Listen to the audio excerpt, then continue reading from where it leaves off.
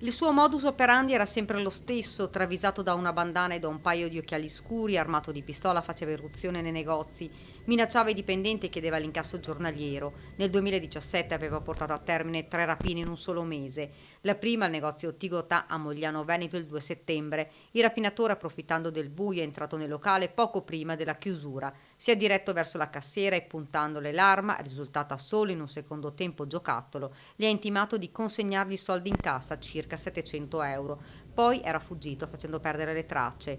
Pochi giorni dopo, nel mirino del malvivente, la farmacia di San Biagio di Callalta. È entrato, arma sempre in pugno, ha chiesto i soldi, poi ha fatto stendere tutti a terra ed è fuggito con un bottino di 1000 euro circa.